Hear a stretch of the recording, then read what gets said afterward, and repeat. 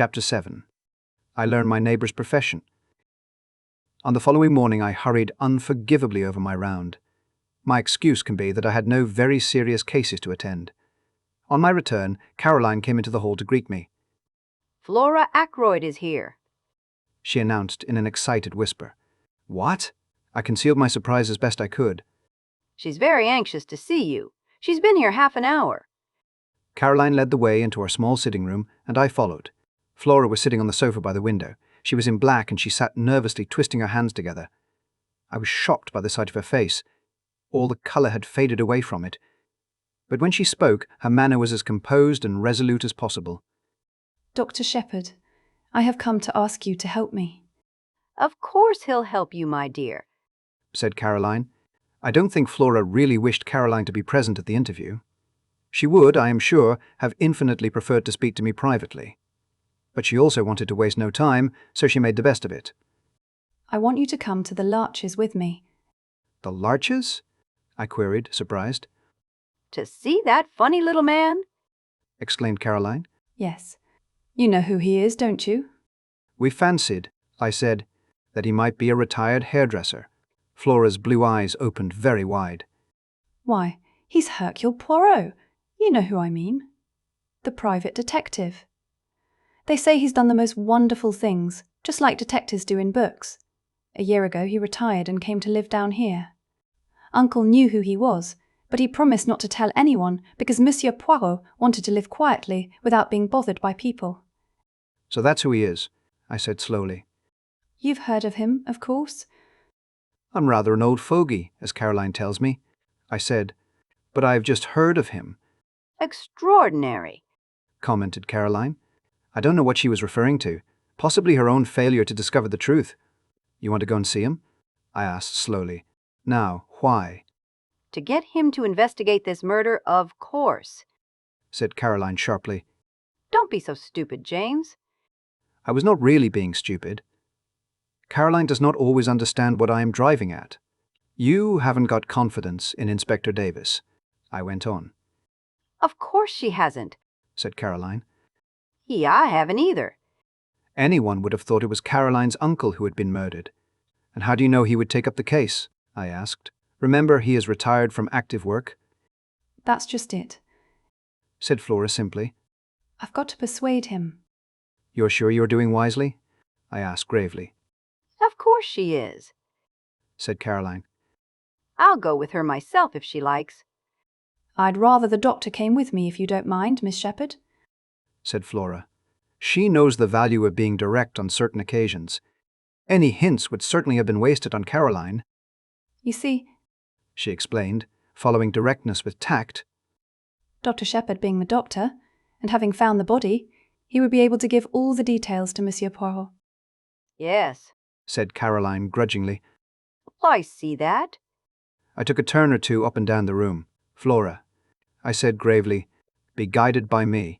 I advise you not to drag this detective into the case. Flora sprang to her feet. The colour rushed into her cheeks. "I know why you say that," she cried. "but it's exactly for that reason I'm so anxious to go.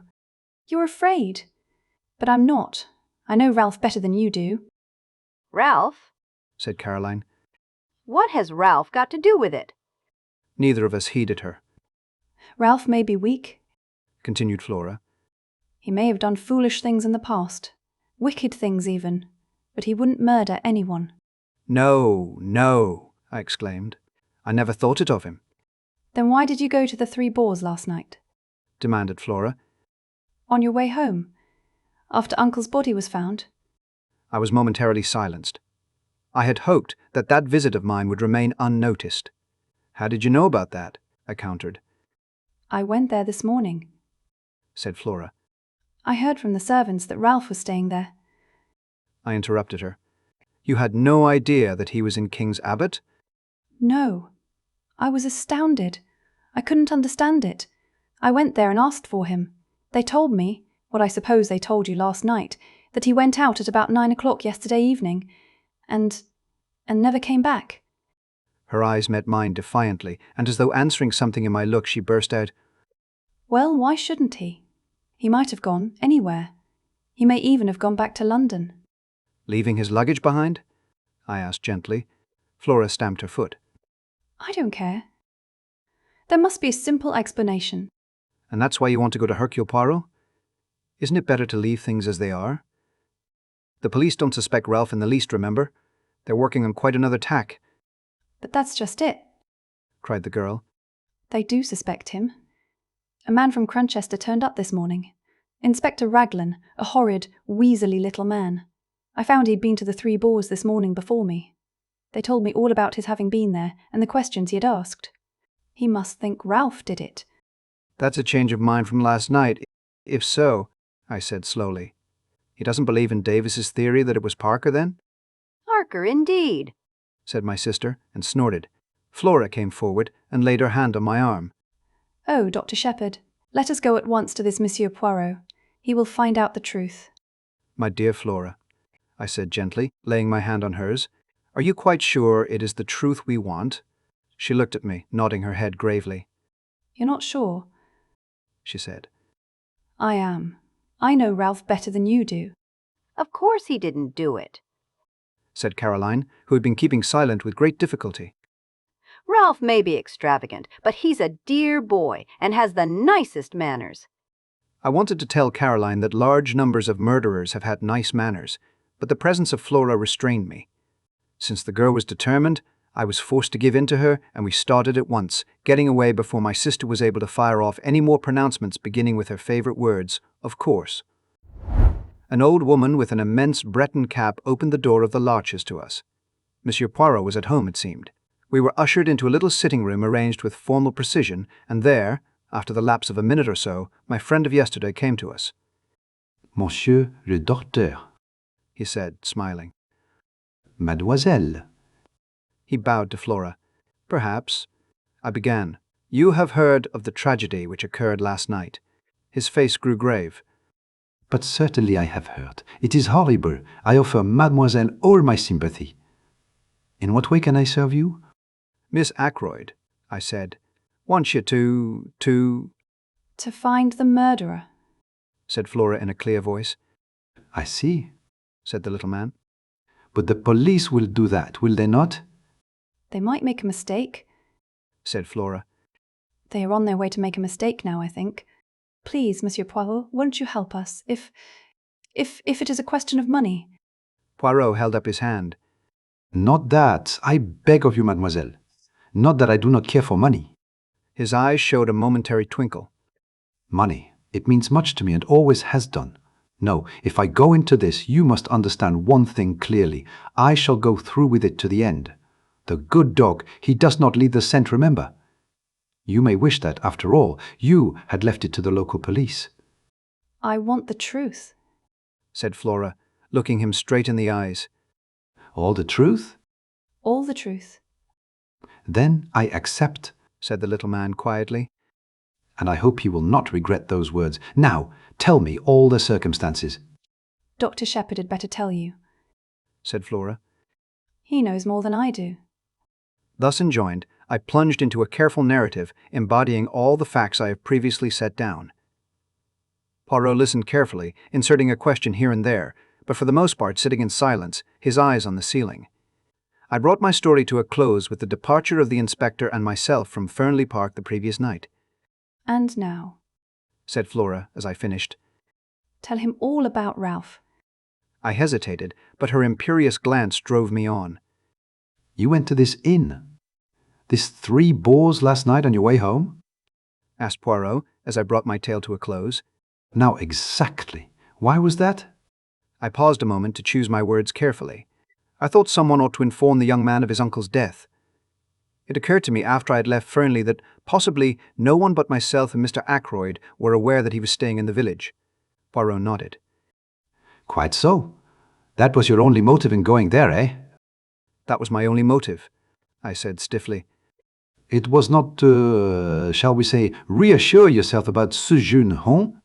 Reassure myself? I think, Monsieur le Docteur, that you know very well what I mean, though you pretend not to do so.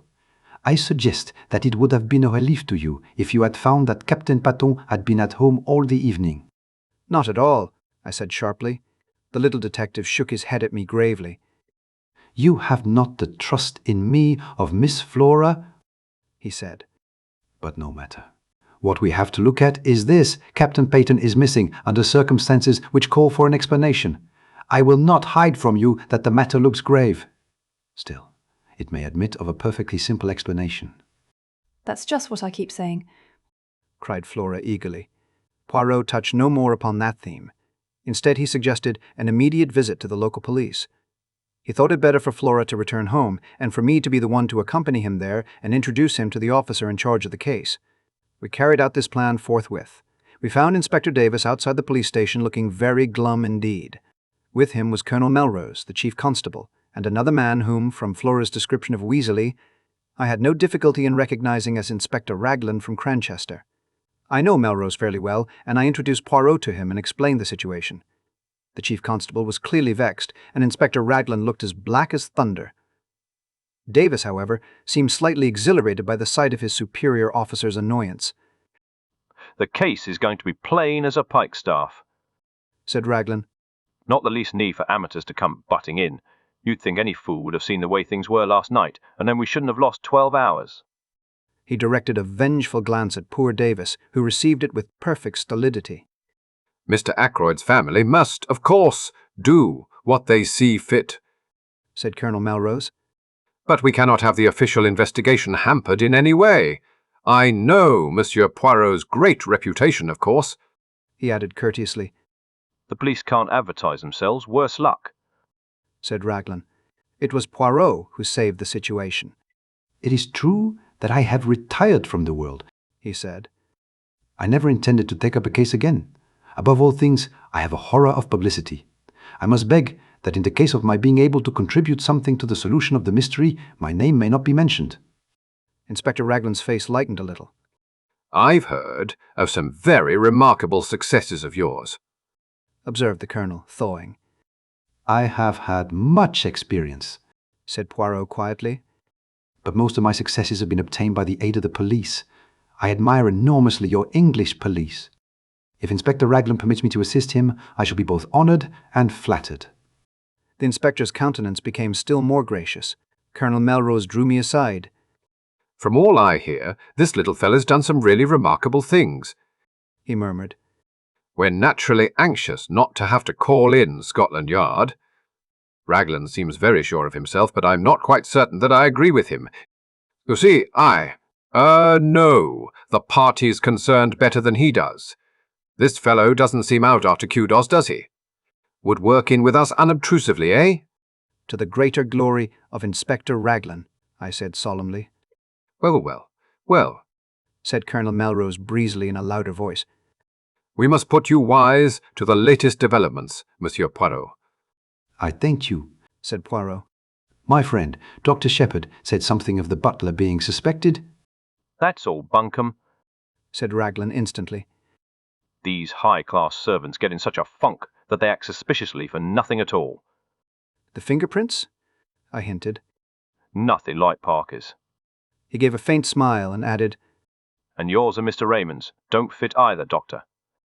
What about those of Captain Ralph Peyton? asked Poirot quietly. I felt a secret admiration for the way he took the bull by the horns. I saw a look of respect creep into the inspector's eye. "I see you don't let the grass grow under your feet, Mr. Poirot. It will be a pleasure to work with you, I'm sure. We're going to take that young gentleman's fingerprints as soon as we can lay hands upon him." "I can't help thinking you're mistaken, Inspector," said Colonel Melrose warmly. "I've known Ralph Patten from a boy upward. He'd never stoop to murder." "Maybe not," said the inspector tonelessly. What have you got against him? I asked. "Went out just on 9 o'clock last night. Was seen in neighbourhood of Fernley Park somewhere about 9:30. Not been seen since. Believed to be in serious money difficulties. I've got a pair of his shoes here, shoes with rubber studs in them. He had 2 pairs, almost exactly alike. I'm going up now to compare them with those footmarks. The constable is up there seeing that no one tampers with them."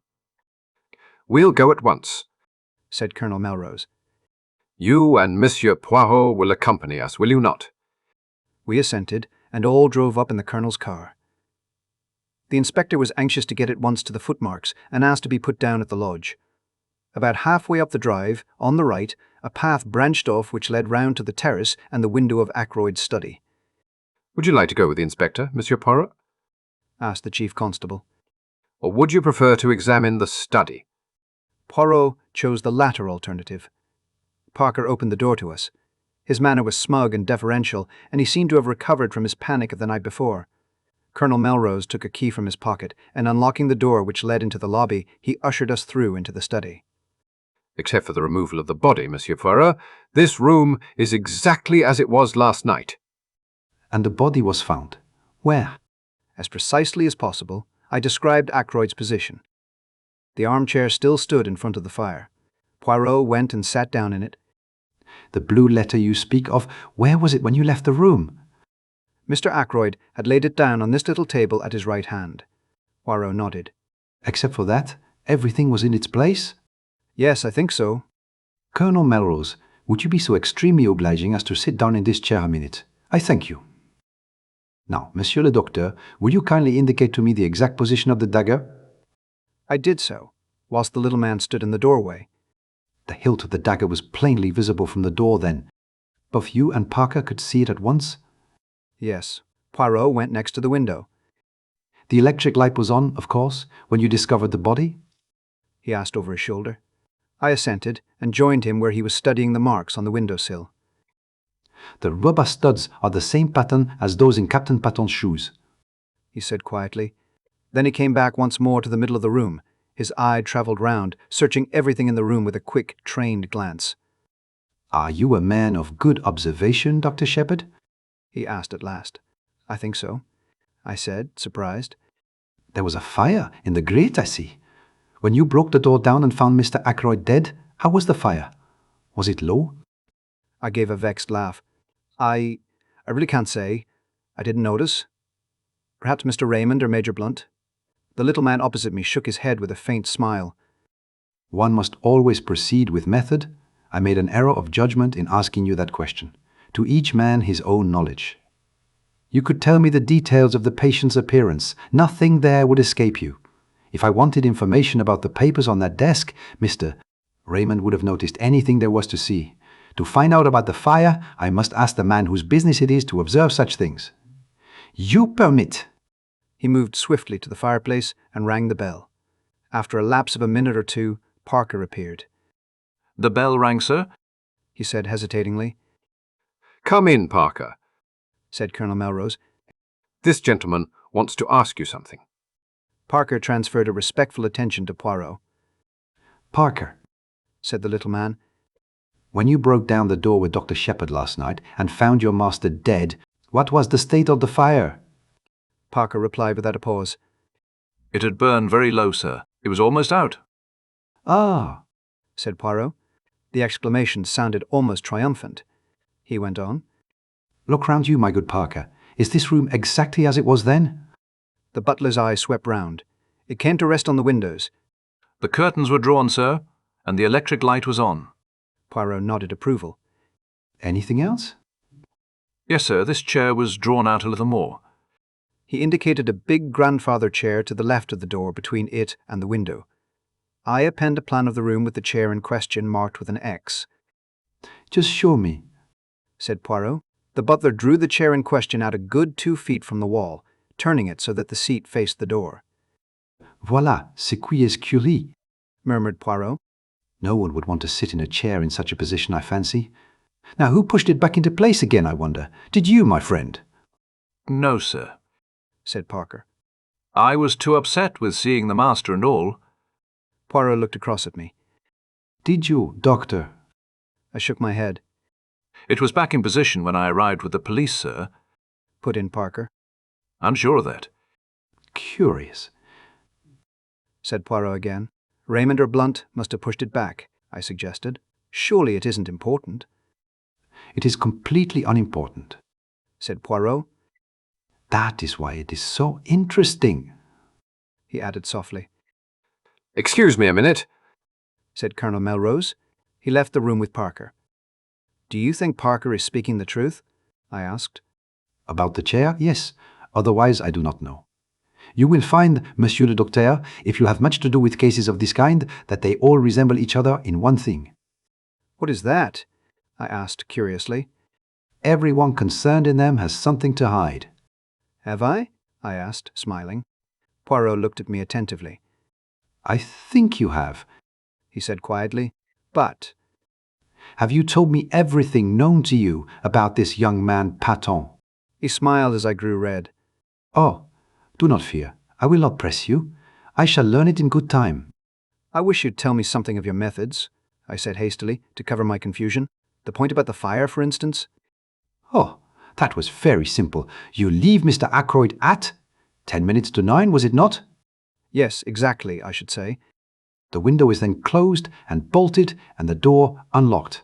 At 10:15, when the body is discovered, the door is locked and the window is open. Who opened it?